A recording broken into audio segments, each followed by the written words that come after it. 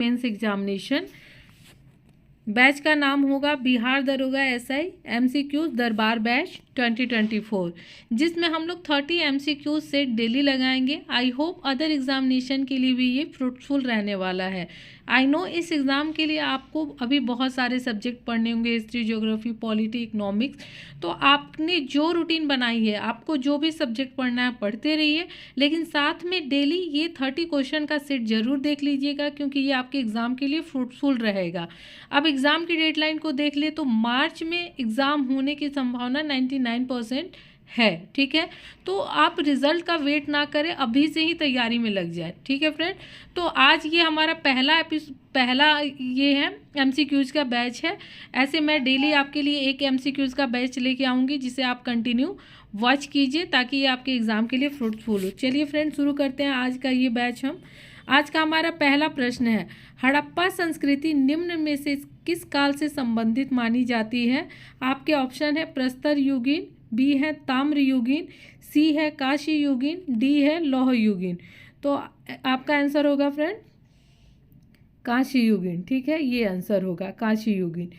हड़प्पा संस्कृति काशी युगीन काल से संबंधित मानी जाती है, क्योंकि काशी की नर्तकी की मूर्ति मिली हुई है मोहनजोदड़ो से। ठीक है, अब हड़प्पा का टाइम पीरियड देखें तो कार्बन डेटिंग के अनुसार 2350 से 1750 ईसा पूर्व का काल जो है वो हड़प्पा संस्कृति का काल माना जाता है।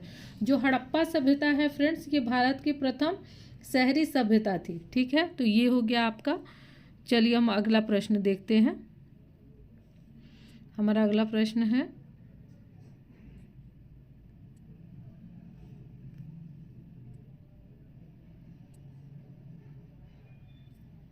हमारा क्वेश्चन नंबर 2 है, वैदिक कालीन लोगों ने सर्वप्रथम किस धातु का प्रयोग किया था? तो इसका आंसर होगा तांबा। इसका आंसर क्या होगा? तांबा। वैदिक कालीन लोगों ने सर्वप्रथम तांबा का प्रयोग किया था। अब उत्तर वैदिक काल में ही लोहा का प्रयोग सर्वप्रथम भी शुरू हुआ था। ठीक है, चलिए हम अगला प्रश्न देखते हैं।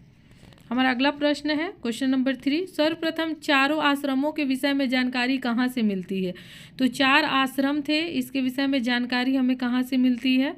तो इसकी जानकारी हमें मिलती है जबालोपनिषद से। ठीक है, इससे मिलती है। अब आप ये 4 आश्रम है, 4 आश्रम कौन कौन से थे? 4 आश्रम बताइए फ्रेंड, कौन कौन से थे? तो 4 आश्रम थे आपके ब्रह्मचर्य, गृहस्थ, वानप्रस्थ और संन्यास। पहले माना जाता था कि हमारी आयु 100 वर्ष की है और 25-25 सालों में इन चारों आश्रमों को विभक्त कर दिया गया था। ठीक है, अब ये 4 आश्रम है, तो चतुर्वर्ण समाज का भी आपने जिक्र सुना होगा। इन दोनों में कन्फ्यूज़न हो जाएगा। तो चतुर्वर्ण समाज का उल्लेख आपको मिलता है ऋग्वेद के पुरुष सूक्त में। ठीक है, और 4 आश्रम का जो ये उल्लेख मिलता है वो कहाँ मिलता है? जबालोपनिषद में। ठीक है, चलिए अगला प्रश्न हम देखते हैं। अगला प्रश्न हमारा, किस वंश के शासक ने क्षत्रप प्रणाली का प्रयोग किया? चलिए, तो इसका आंसर होगा शकों ने। शकों ने क्षत्रप प्रणाली का प्रयोग किया। ये क्षत्रप प्रणाली क्या था? तो राज्य के राज्यपाल को क्षत्रप कहा जाता था। ठीक है, और शासक को महाक्षत्रप कहा जाता था। ठीक है, शक शासक में सबसे प्रसिद्ध शासक कौन था? तो रुद्रदामन, और रुद्रदामन का जूनागढ़ अभिलेख आपको याद होगा। अगला प्रश्न हम देखते हैं, गजनवी के भारत आक्रमण के समय भारत में आए विद्वान अल बरूनी ने किस महत्वपूर्ण ग्रंथ की रचना की है? ठीक है, तो ये आंसर होगा फ्रेंड किताब उल हिंद। किताब उल हिंद की रचना किसने की थी? अल बरूनी ने की थी। ये जो महमूद गजनवी था, ये भारत में कब आक्रमण किया था? तो ये भारत के सीमावर्ती क्षेत्र में ये 1000 में आक्रमण किया था, 1000 ईस्वी में। ठीक है, भारत में नहीं किया था, भारत के पास के क्षेत्र में, सीमावर्ती क्षेत्र में आक्रमण किया था।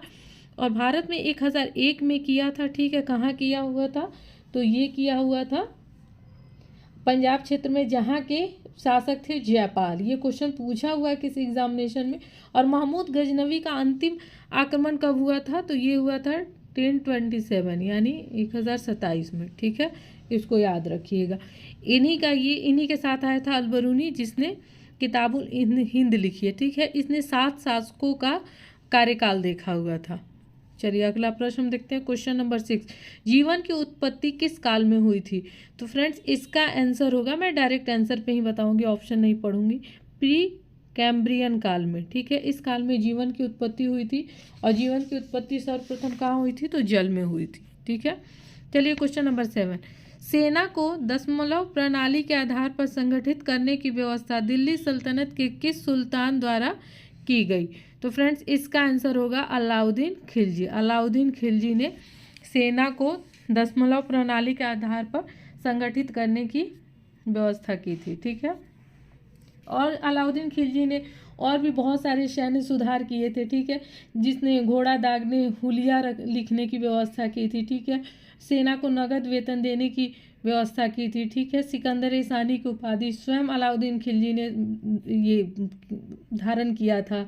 अलाउद्दीन ने अपने शासनकाल में मूल्य नियंत्रण प्रणाली को दृढ़ता से लागू किया था, ठीक है। दक्षिण भारत के विजय के लिए मलिक काफूर को भेजा था, ठीक है। अलाउद्दीन ने सर्वप्रथम अस्थायी और शक्तिशाली केंद्रीय सेना का गठन किया था।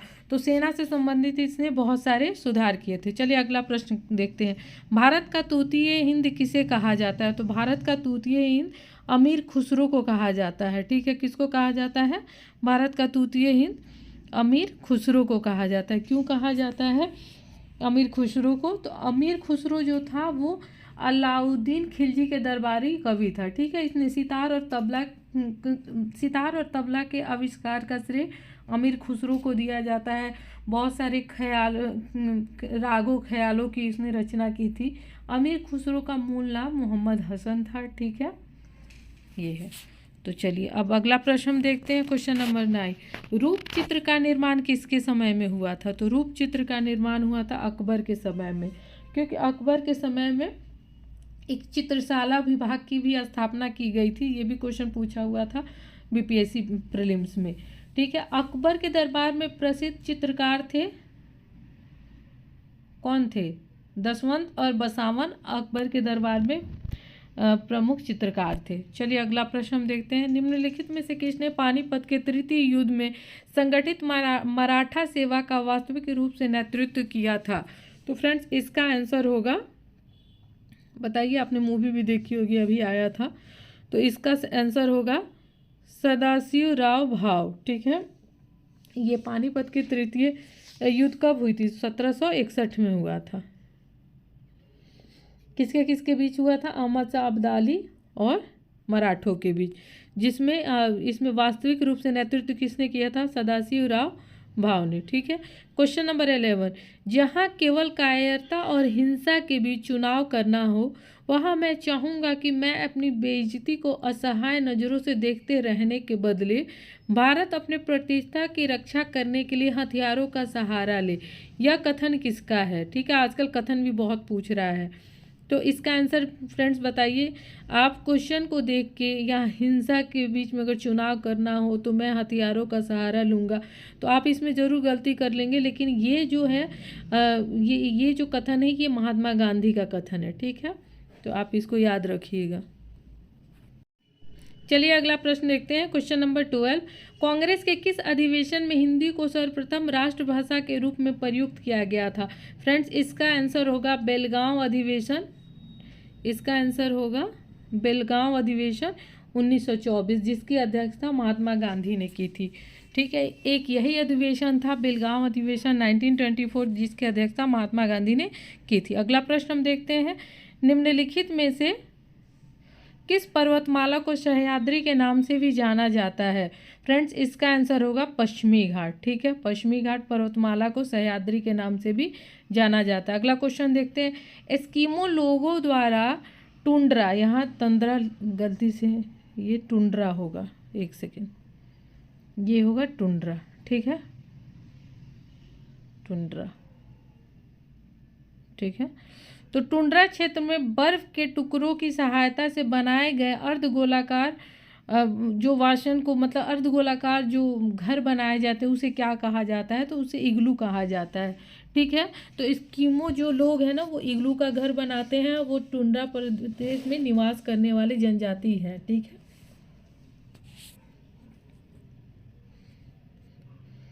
क्वेश्चन नंबर है 16, प्रकृति में स्वतंत्र अवस्था में पाई जाने वाली धातु कौन सी है?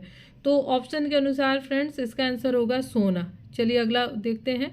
तमिलनाडु के तटीय भागों में जाड़े में वर्षा के प्राप्ति निम्नलिखित में से किससे होती है, किस मानसून से होती है? तो फ्रेंड्स इसका आंसर होगा उत्तरी पूर्वी मानसून। एक सेकेंड, इसका आंसर होगा उत्तरी पूर्वी मानसून से, लौटते मानसून से। जब लौटता हुआ मानसून बंगाल की खाड़ी से गुजरता है तो उसे आर्द्रता को वो ग्रहण कर लेता है और यही कोरोमंडल तट पे ये वर्षा कराता है, जिससे ठंड में उत्तरी पूर्वी मानसून से जाड़े में वर्षा होती है तमिलनाडु में। ठीक है। क्वेश्चन नंबर 18, इंडोनेशिया की राजधानी जकार्ता निम्नलिखित में से किस द्वीप पर स्थित है? तो इंडोनेशिया की राजधानी जो जकार्ता है वो किस द्वीप पर स्थित है? तो वो जावा द्वीप पर स्थित है। चलिए अगला प्रश्न देखते हैं।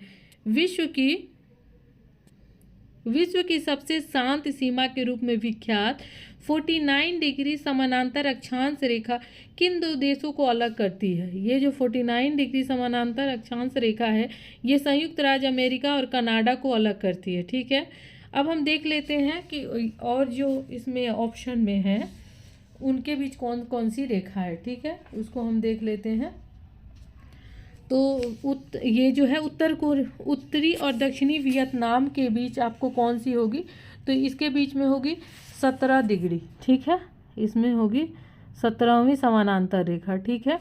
संयुक्त राज्य अमेरिका और कनाडा के बीच में क्या है? यहाँ दिया हुआ है 49। ठीक है।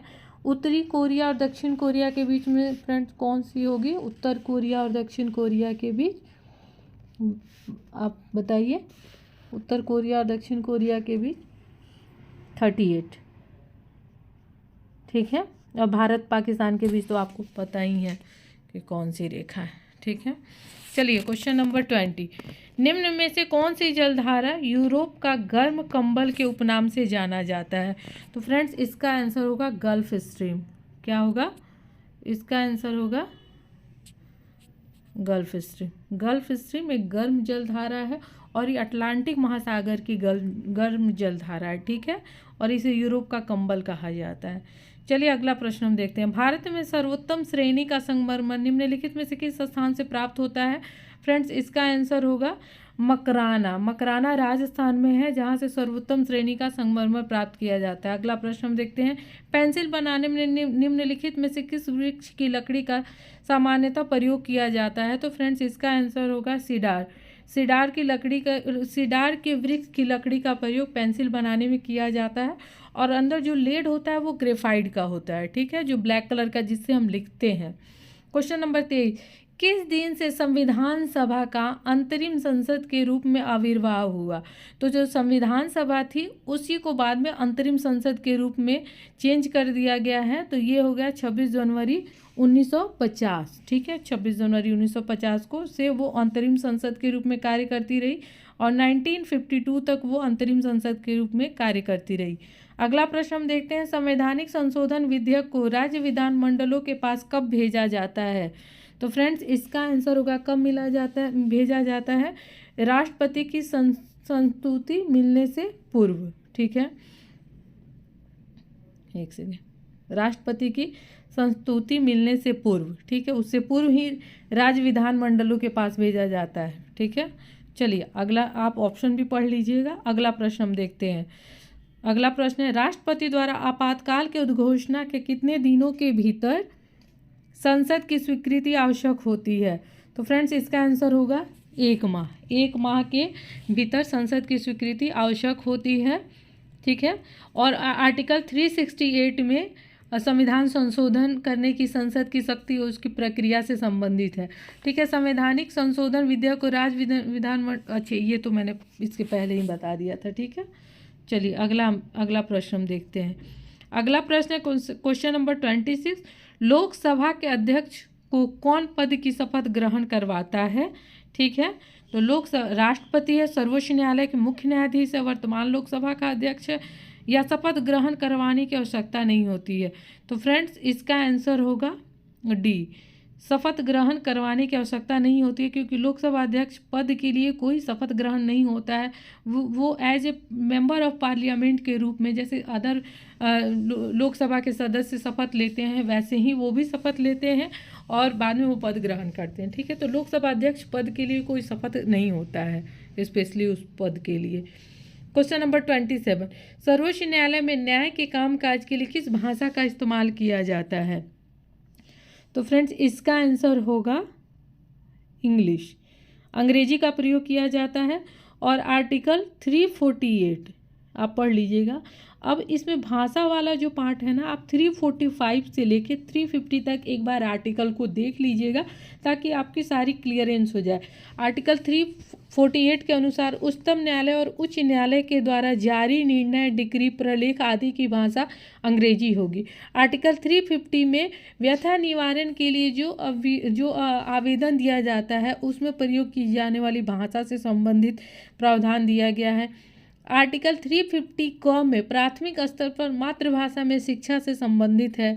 अनुच्छेद 345 में राज्यों की भाषा से संबंधित है।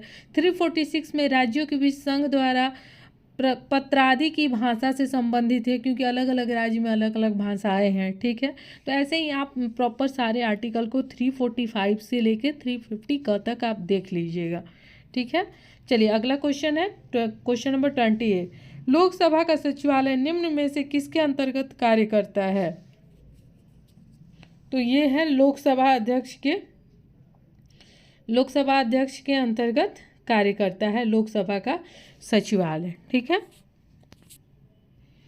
अनुच्छेद 98 में, एक बार मैं लिख देती हूँ, आर्टिकल 98 में संसद के सचिवालय का भी उल्लेख मिलता है। संसद के यानी उसमें लोकसभा और राज्यसभा दोनों के सचिवालय का उल्लेख मिलता है। तो आप एक बार आर्टिकल 98 भी पढ़ लीजिएगा हाथों हाथ। क्वेश्चन नंबर 29, दाब बढ़ने पर बर्फ का गलनांक क्या होगा? ये तो सारी एग्जाम का फेवरेट क्वेश्चन है। तो बर्फ का गलनांक क्या होगा फ्रेंड? घटेगा। ठीक है, ये होगा। चलिए आज का लास्ट प्रश्न हम देखते हैं। जय जवान, जय किसान, जय विज्ञान और जय अनुसंधान का नारा किसने दिया है? तो ये फ्रेंड्स दिया है नरेंद्र मोदी ने, हमारे प्रधानमंत्री नरेंद्र मोदी ने। बस जय जवान जय किसान का नारा अगर देखा जाए तो लाल बहादुर शास्त्री ने दिया था। ठीक है, इसमें जय विज्ञान को जोड़ा था अटल बिहारी वाजपेयी ने, और जय अनुसंधान को भी हमारे प्रधानमंत्री नरेंद्र मोदी जी ने ऐड किया है। तो ये थे आज के हमारे टॉप 10 30 MCQs। ठीक है फ्रेंड्स, फिर हम मिलेंगे कल नेक्स्ट वीडियो के साथ, नेक्स्ट फिर 30 क्वेश्चन के साथ। तब तक आप हमारे GK डोज चैनल को ज़्यादा से ज़्यादा शेयर करें, सब्सक्राइब करें और लाइक करें, ताकि हम आपके लिए ज़्यादा से ज़्यादा एफर्ट डाल सकें। ठीक है, आपकी एक लाइक हमारे लिए बहुत उत्साह का काम करती है। तो फ्रेंड्स, हमारे इस चैनल को ज़्यादा से ज़्यादा शेयर करें, सब्सक्राइब करें, लाइक करें। फिर हम मिलेंगे कल आप नेक्स्ट वीडियो में। तब तक के लिए जय हिंद, जय भारत।